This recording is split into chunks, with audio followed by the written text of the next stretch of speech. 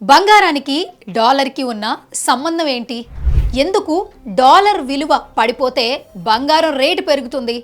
Dollar rate పెరిగితే బంగారం భారీగా పడిపోతుందంటే ప్రపంచ దేశాలు బిజినెస్ని ఎక్కువగా డాలర్ రూపంలోనే చేస్తుంటాయి. ఒకవేళ డాలర్ కాకుండా వేరే కరెన్సీతో కనుక చేస్తే డాలర్ విలువ తగ్గుతుంది.